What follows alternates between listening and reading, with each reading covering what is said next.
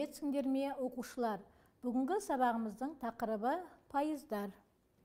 Бүгінгі сабақта пайыздың не екенін, оның қалай белгіленетінін білесіңдер. Алдымен бөлшек туралы не білеміз? Есімізге түсірейік. Көктем айлары бір жылдың қанша бөлігін құрайды? Оны анықтау үшін бір жылда неше ай бар екенін білуіміз керек. Бір жылда 12 ай бар. Ал көктем айлары осы 12 айдың 3 бөлігін құрайды. Бұл жазу бөлшек деп аталады. Ол математикада 12-ден 3 деп жазылады. Алдымен сызықша жазылады. Бұл сызықша бөлшек сызығы деп аталады және бөлу амалын білдіреді. Сызықтың астында жазылған сан бөлшектің бөлімі деп аталады, ал сызықтың үстіне жазылған сан бөлшектің алымы деп аталады. Есімізде сақтайық, бөлшектің көмегімен екі натурал санды бөлу нәтижесін көрсетуге болады. Бөлшектің бөлімі n, бүтіннің теңдей қанша бөлікке бөлінгенін, ал бөлшектің алымы m, осындай неше бөлшек алынғанын көрсетеді.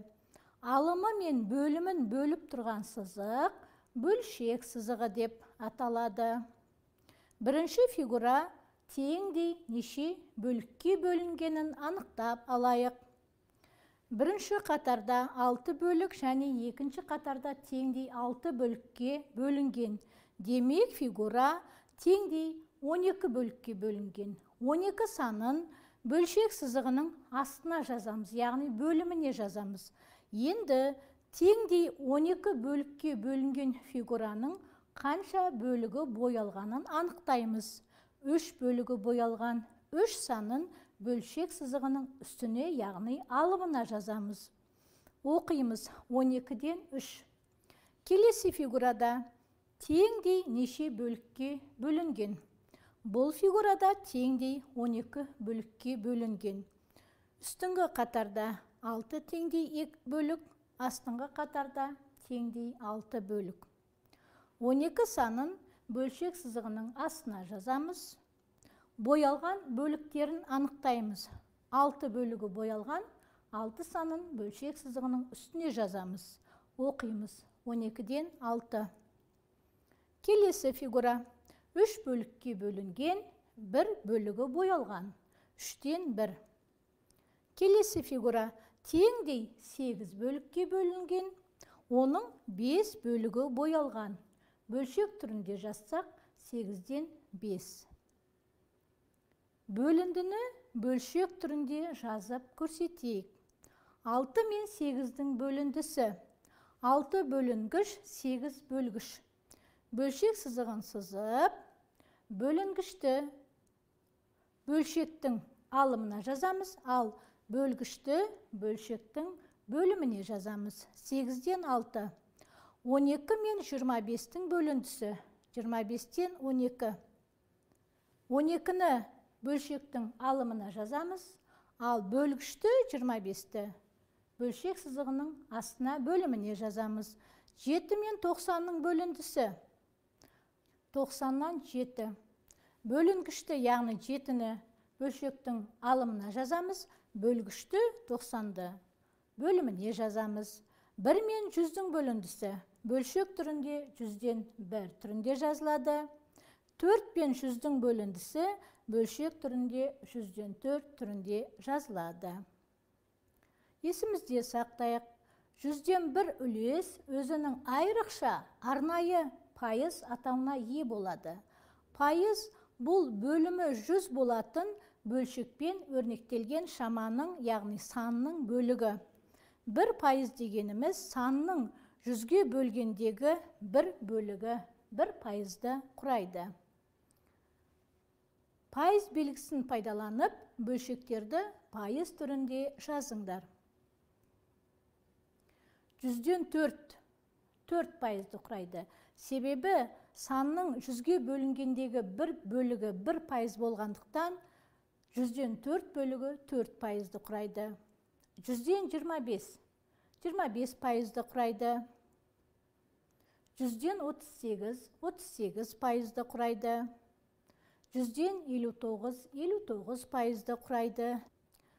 Пайыздарды бөлшек түрінде жазып көрсетейік. 18 пайыз бұл жүзден 18-ге тең. 58 пайыз жүзден 58-ге тең. 76 пайыз жүзден 76-ға тең. 99 пайыз жүзден 99-ға тең. Себебі 1 пайыз санның 100-ге бөлгендегі 1 бөлігін құрайтын болғандықтан 99 пайыз жүзден 99-ға тең. Диаграммадағы қоршаған ортаны ластау көздерінің көрсеткіштерін бөлшек түрінде жазыңдар. Қоршаған ортаны ең көп ластайтын металлургия өндірісі 46 пайыз ластайды. 46 пайызды бөлшек түрінде жазсақ, жүзден 46-ға тең. Тұрғын үй коммуналдық шаруашылығы 4 пайызға ластайды.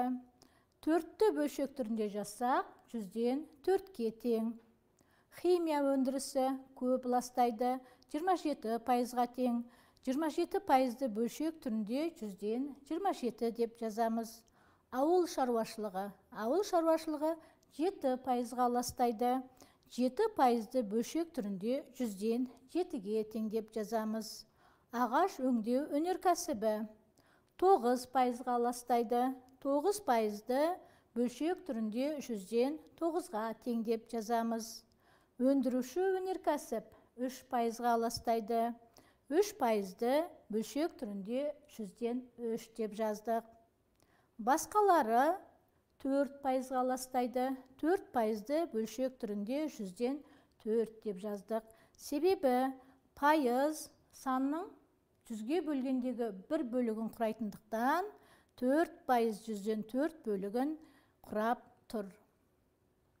5-ші тапсырма. Шаманы пайызбен өрнектейік. 1 метр 100 сантиметрге тең, 1 дециметр 100 миллиметрге тең, ал 1 центнер 100 килограммға тең. Осы кестені басшылыққа аламыз. 1 сантиметр 100 дециметрдің 1 пайызы, сондықтан да 1 сантиметр 100-ден 1 метрге тең. 1 миллиметр 100 дециметрдің 1 пайызы, сондықтан да 1 миллиметр 100-ден 1 дециметрге тең. 1 килограмм 100 центнердің 1 пайызы, сондықтан да 1 килограмм 100-ден 1 центнерге тең. Әр түстегі тор көздер санын пайызбен жазыңдар. Тор көздер санын анықтап алайық. Тігінен 10 және көлденеңінен 10. 10 мен 10-ның көбейтіндісі 100-ге тең. Демек, берілген суретте боялған және боялмаған барлық тор көздер саны 100-ге тең. Көк тор көздер саны 31 пайызды құраптыр. Себебі көк түспен боялған тор көздердің саны 31-ге тең. Ендеше 100-ге бөлінген бөліктің 31 бөлігін көк түсті тор көз құраптыр. Сондықтан да көк тор көздің саны 31-ге тең. Сары тор көздердің санын санаймыз. Ол 11-ге тең. Демек, 11 сары тор көздер саны 11 пайызды құраптыр. Қара тор көздер саны 4-ке тең. Ендеше 100-ге бөлінген тор көздің 4 бөлігін қара тор көздер құраптыр. Сондықтан да қара тор көздер 4 пайыз деп жазамыз. Сабағымызды қорытындылаймыз. Пайыз бүтіннің 100-ден 1 бөлігі екенін түсіндіңдер. Пайызды белгілеуді, оқуды, жазуды және пайызды бөлшек түрінде, бөлшекті пайыз түрінде жазуды үйрендіңдер.